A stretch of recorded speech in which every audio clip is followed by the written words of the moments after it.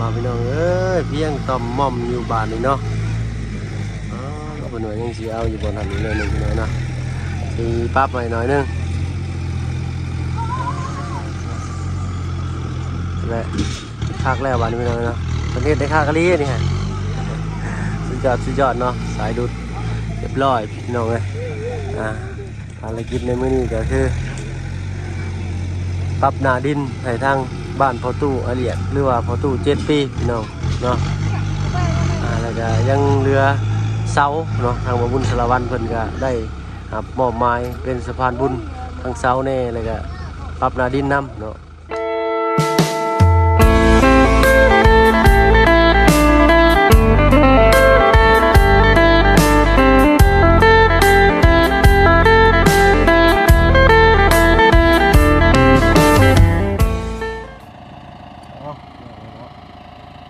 รถฟอร์ดจะมาฮอดจอดถึงหน้าบ้านเป็นทีเรียบร้อยเนาะเกียร์ละหูราคากันกับทางบ่อบุญสารวัตรเพิ่นเนาะและเริ่มกันไปหน่อยเนาะตำเลยบ่อนะโอ้ตักกะลี่นี่สุดยอดเลยพี่หน่อยสั่นเลยนะพี่น้องโอ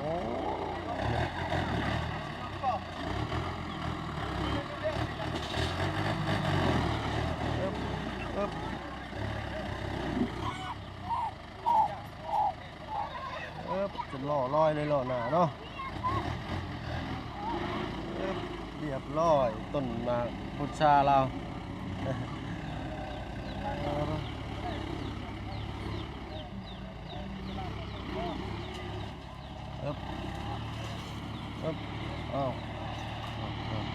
เริ่มเลยเด้อบาทเนาะไปหาไปชมดึงน้ำมากลับไปเลยก่อนจะไปหาไปชมปรับพื้นที่สภาพหน้าดินให้เพียงกันต่อมม่อมกันก่อนอื่นกัน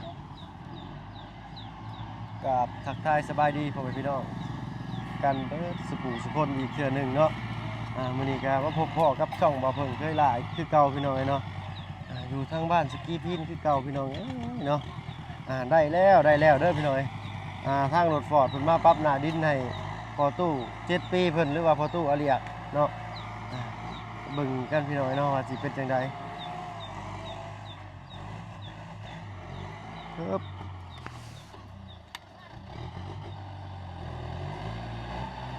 สายดุดแต่ละพื้นที่นี่ดุดันขนาดเลยพี่น้องเนาะ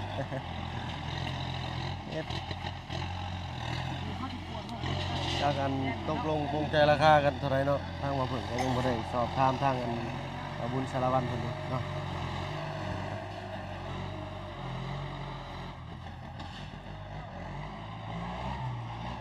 ปล่อยวังเด้อบ่บุญเอ้ยมาของใหญ่เองแน่ฮะดุดันเลยสายดุดนี่พี่น้องนะ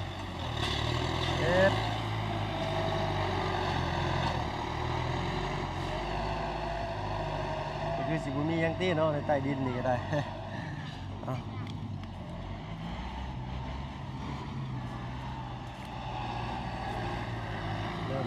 เริ่มแล้วพี่น้อยเนาะพักแน่ดิ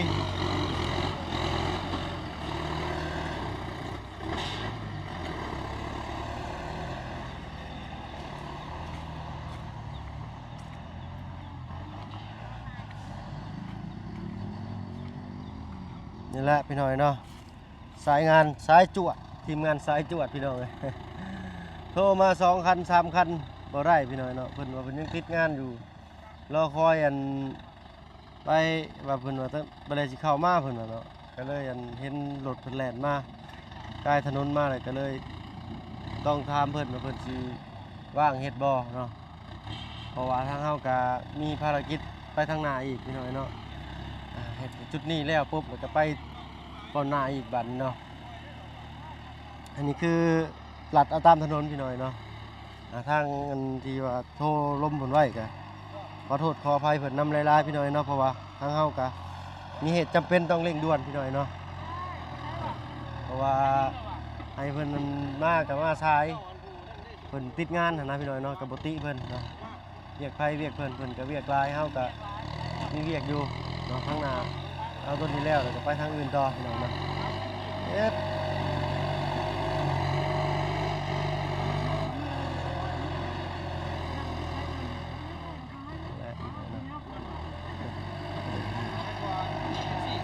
เนาะ บ้าง300,000กีบ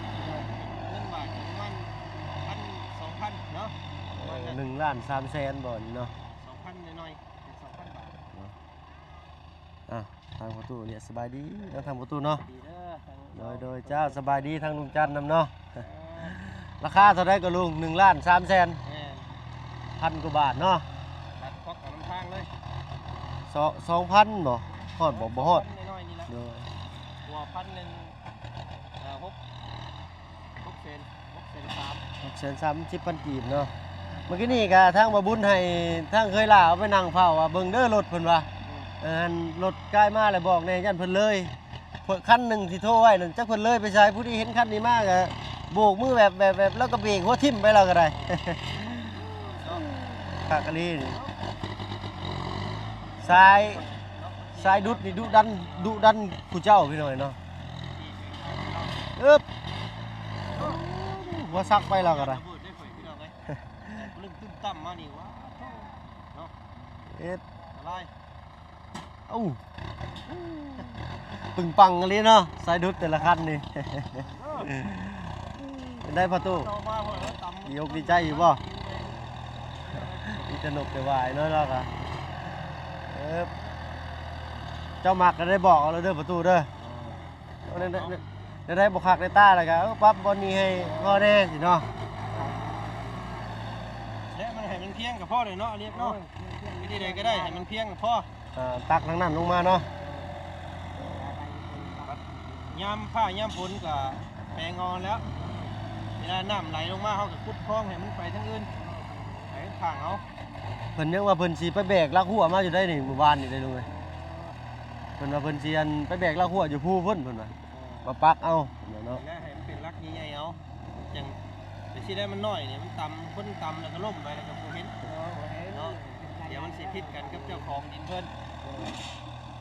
คุณแหละพี่น้องเอ้ยทางเงินประตูอาเรียกเพิ่นว่าบอลไปเอาอันเสาหัวกับผู้อยู่ผู้เขาว่าบอลเพิ่นไปอันเฮ็ดให้นี่ประมาณลักหนึ่งหรือว่ากิโลหนึ่งพี่น้อยเนาะอยู่แถวนี้สันภูตัวนี้แต่เลยอันนี้รับไปอีกบาทนี่ปู๊ดเลี้ยวเบิ่งนี่คือจังหว่าใกล้ได้พี่น้อยแต่ว่าตามมาให้ย่างว่าฮอดสันภูนี่ก็หอบน้ำลายเหนียวพี่น้อยเนาะ อันชุดแดงคุณบอกชุดหัวเราคุณบอกชุดหัวเพิ่น เอ็ด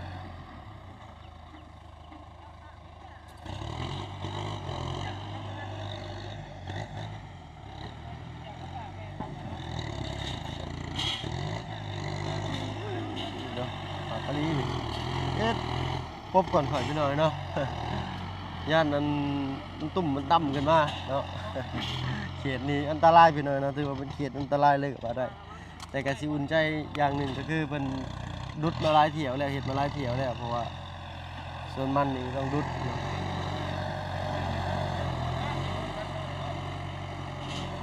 เอิบ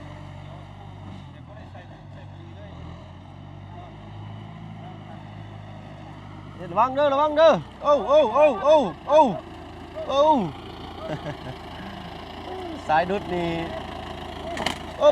บเบิ่งได้หัวแล้วได้ สักอะไรนี่สุดยอดเลยพี่น้อยสายดุดแต่ละเจ้านี่ดุดันขนาด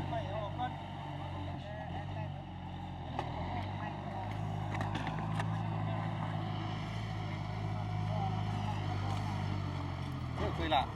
โคมชมพู โอ้ยเอาไป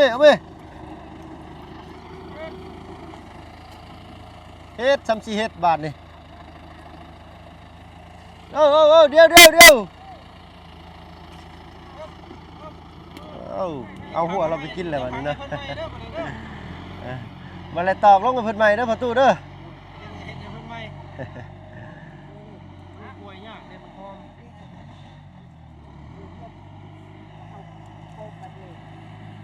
เย็บได้พอดีไม่เนาะโอเค โอเคระวังเด้อมาแล้วพุ่นเฮ็ดเลย พ ก้นออกเลยอันนี้ก้นออกรถคำว่าสิปลูกไม่อยู่ก้นออกตัวนี้ห้ามเลยตัวนี้งามซ้ำบ่ได้ตัว เขียวอุ่มๆอยู่เนาะ เอ็ดโอ้กำลังเป็น โอ้โห โอ้กำลังเป็นเนาะ กำลังเป็นโอ้เป็นไว้ดีเนาะน้อยๆก็เป็นเลย นี่จะเอาพี่ให้เราถอยรถเข้ามาพี่นะฮะขวดไปเลยเนี่ย เอาไม่ก็เอา เอาไม่ก่อนเอาเลย เอาเชียงว่ายังไม่ได้มากพี่น้องไม่บุญเนาะว่าต้องมาเชียงที่ให้รู้สึกว่าไม่เสาผู้อื่นบอก โดนนำมืออื่น โอ้บริเมื่อได้สิเนาะแล้วที่เป็นด็อกเตอร์คนว่าสิเมื่อมื้อนี้นะก็เป็นได้ข่าวอันเสากันแล้ว เนาะ เนาะ คนเล่งอายุโอท่านมันแหละเพราะว่าไม่มันจะเอามาตะคู่นะไปตัดก่อน เอาดีแล้วเสมอพอดีสงการเลยเมื่อเนาะสงน้ำเลย นี่ลงได้ปะก็ได้ปะได้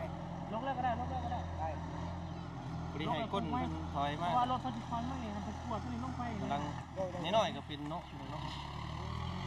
เราจะปลูกไม้เด้อเรียกเด้อลงรถเดี๋ยวลงรถมันคอยมันดีมาขวางไป ไม่ได้ใส่ปุ๋ยบอก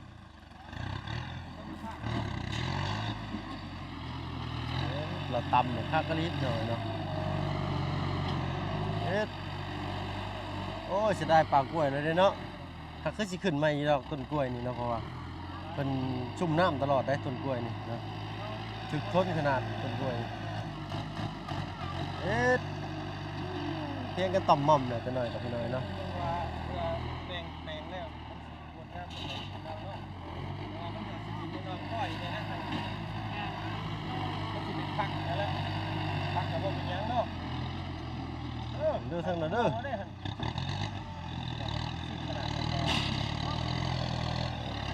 อ ยากแน่พี่น้อยเนาะเพราะว่าต้องได้โค้งสิถ้าว่าได้ตักลงสิก็สิง่ายกว่านี้เนาะ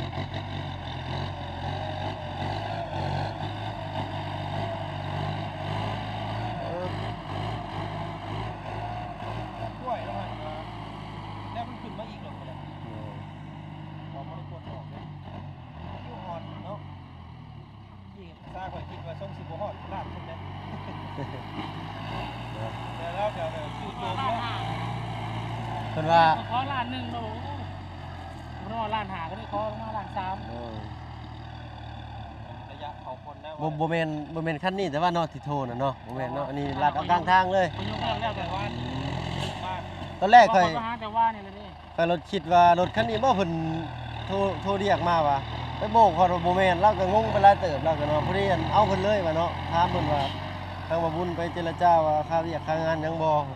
เพิ่นว่าโอ้พอเฮ็ดได้อยู่ก็เลยใส่เลยพี่น้อยเนาะ ปวดครับเริ่มสิไปเอาใช้ใหม่แล้วบอก ทำเลย ผู้ แบกแล้วแบกคอยๆแล้ว เบรกปล่อยเบรกมากทีละอันเนาะ คือลำนี้แล้ว เนาะ อันนี้รถรถอันนี้รถแตกดี มีรถเนาะ มีรถแตก ปล่อยเบร เอา กเอามือเล็กนิดหน่อย ไอ้ อึ๊บ ไอ้เราถอยมานี่นะปวดเลยเนาะถอยมานี่ถอยเอาเรื่องก่อน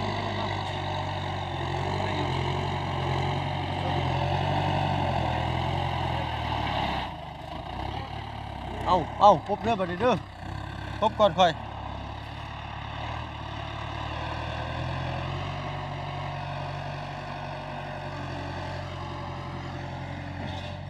ขนาดพี่น้อยสายดุดนี่ตรวจจาดเลยเอ้าสุดยอดเลยพี่น้อยคากะลีนี่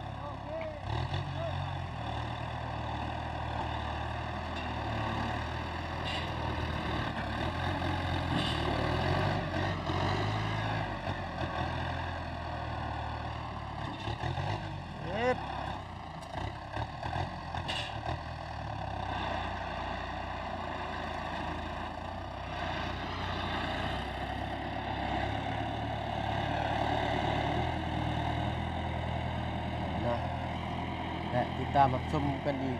เล็กน้อยเนาะ ตัดภาพไปพี่ให้น้องนะครับไปชมอีกเล็กน้อยพี่น้อยเนาะเพราะว่าตอนนี้ก็ยังบ่ครึ่งครับเนาะเวลามันยาวเกินไปเดี๋ยวพี่น้องป้าลุงสิเบื่อก่อน เนาะพี่น้องเอ้ยเอ้าตามชมกันอีกพี่น้องเนาะขายเยอะเลยพี่น้องเนาะบัดนี้ดุดเลยเป็นคลิปขายเอาบาทเอิบสุดยอดดิสายดุด คือใจเขาอีนี่สายดุดเลยเนาะดุดันเอ็ดตั้งไงเลยนี่สะออนนี่หลุดพอดนี่เนาะอยากได้จักคันเมื่อไว้ไทยหน้าดิเนาะ เนาะบุญวาสนาสิมีอยู่บ่เด้พี่น้องไอ้เนาะนี่แหละปีนี้ก็เอา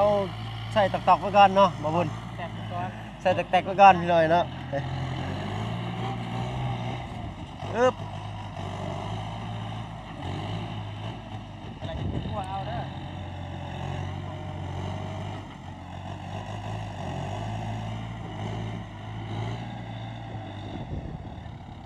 เอ็ดเบิ่งเด้อลุงข่อยทั้งนั้นเด้ออึ๊บต้นมะขามบาดนี่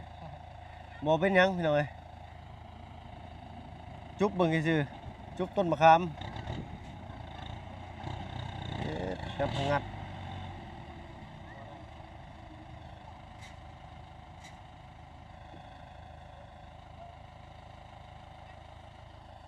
ว่าอะไร ติดต่อบ่เยี่ยม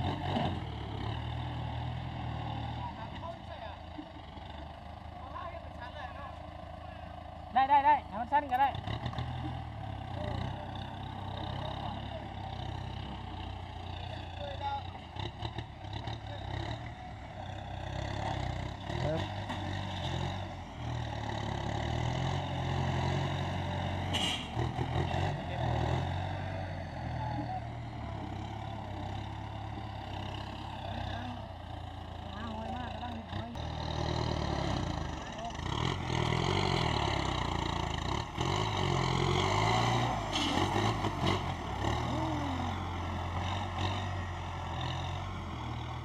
หลังเด้อ ตัวใดมันบอกครับตัวใดเขาก็ปั๊บเอา เอ็ด เข้าบ่ทันเลย เป็นได้บาท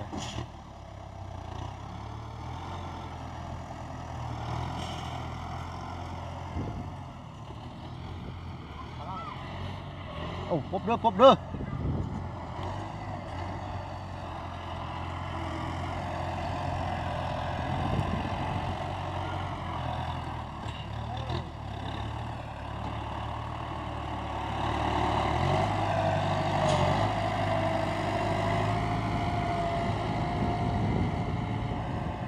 คักอันนี้เนาะสายดูดเพิ่นนี่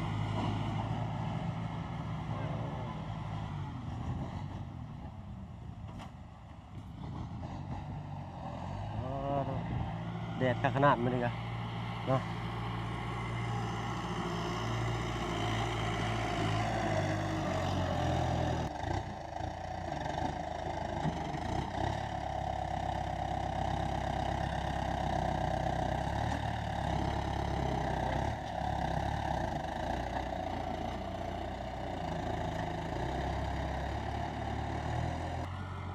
ไปบาทนี่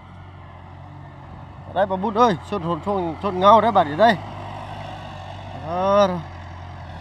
เป็นสิพยายามตักทางนี้ออกพี่น้องเนาะเป็นเลี้ยวเบิ่งเลยเป็นจัดการให้เองเพิ่นเลยเนาะ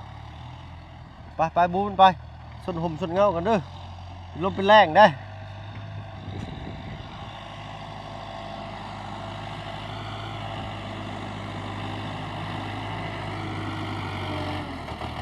อึ๊บ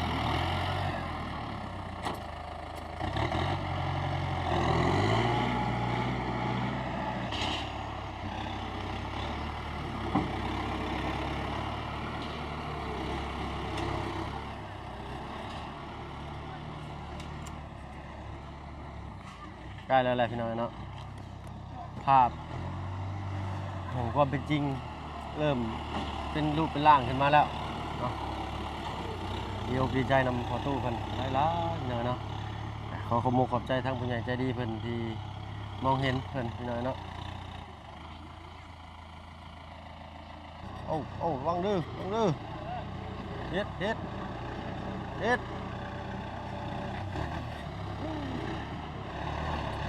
ปัด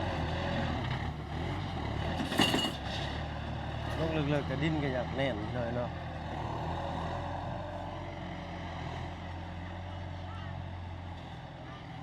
โอ้ยป๊บเลยบ่บุญป๊บเลยไปแลนจะมาคนบ่ได้ได้บ่บุญเลยพี่น้อยเนาะส่วนห่มส่วนเงากันจักหน่อยเกือบข้อไก่แล้วปิ้วพี่น้อยเนาะ ข้อไก่นี่ เลยถ้าว่าบ่มีข้อไก่นี่ก็ก้นแย่กันพุ่นทางลงเลยนะพ่อเนาะ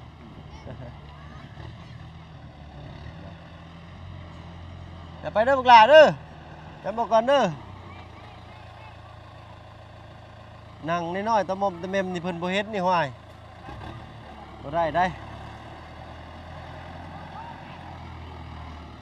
กดแม่ทางมันลงก่อนนี่เขาแรกไม่ได้ท้มอยู่นะฮะให้ขึ้นบอกกดกำลังมาท้มไม่ได้ คอยไปได้เมื่อเนาะ โอเค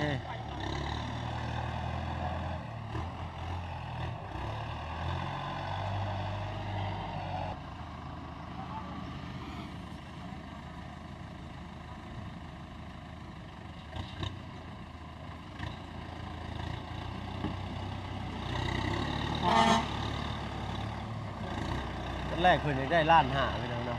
ทางว่าบุญสารวัตรเพิ่นก็เลยต่อลงมาล้านสามเนาะ1,000ก็630,000กีบประมาณ2,000หน่อยๆ2,200 2,300ประมาณนี้พี่น้องเนาะและเพิ่นบุกเพื่อนตามใจผู้อยู่ผู้ตามใจผู้นอนพี่น้อยเนาะก็ให้ทางประตูอาเรียเพิ่นเบิ่งเอาเองก็แล้วกันเนาะเฮาก็จะเบิ่งไปนำโอ้โหแล่นได้บ่บุญแล่นได้เฮ็ดเอ้ยเยี่ยมบาดเฮาก็สิไปทางอื่นต่อบัดพี่น้อยเนาะสำหรับคลิปนี้ก็สิลาลงแต่เพียงเท่านี้เด้อพี่น้องเด้อเนาะและสิแวะเวียนเข้ามาเบิ่งอีกก็ช่วงบ่ายๆแก่ๆหรือสีค่ำๆหมดแล้วพี่น้องเนาะเพราะว่างานทางหน้ายังค้างคาอีกอยู่เนาะสำหรับคลิปนี้ลาแล้วหน่อยเนาะเอาเป็นว่าสบายดีเนาะไอ้กดเงินมาสดใสค่าเสียหายก่อนพี่น้อยนะ พี่น้อยลาก่อนพอกันคลิปหน้าคลิปนี้ลาแล้วเนาะ